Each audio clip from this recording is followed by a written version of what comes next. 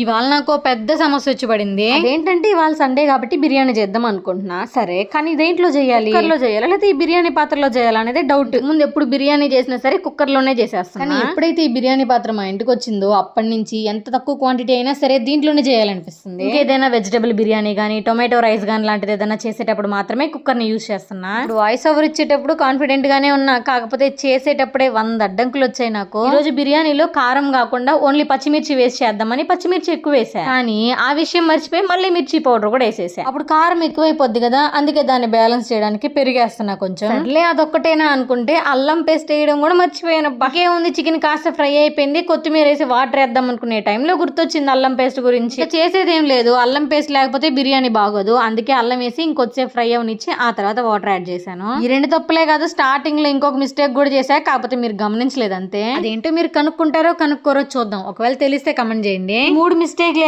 నేను చేసింది, మిగతా అంతా కరెక్ట్ గానే చేసేసాను. పక్కేమో బిర్యానీ స్మెల్ కి ఆకలి ఎక్కువైపోతున్నా సరే, ఇంకో పక్కేమో ఇన్ని మిస్టేక్లు చేసామే అసలు బిర్యానీ టేస్ట్ బాగుంటుందా లేదా అని కూడా డౌట్ వేస్తుంది. అంత డౌట్ పడేది ఎందుకు, ఒకసారి టేస్ట్ చేస్తే పోలా. అందుకే ఇవాళ ఫస్ట్ నేను తింటున్నా, మా పిల్లలకి పెట్టకుండా. టేస్ట్ ఎలా వచ్చినా పిల్లలకి పెట్టాల్సిందే, కాకపోతే ఒక తృప్తి ఉంటుంది కదా, అబ్బా బాగొచ్చింది ఇవాళని. అందుకే లాస్ట్ కి నేను భయపడ్డట్టు ఏం కాలేదు, కానీ నిజంగానే చాలా బాగా వచ్చింది బిర్యానీ టేస్ట్.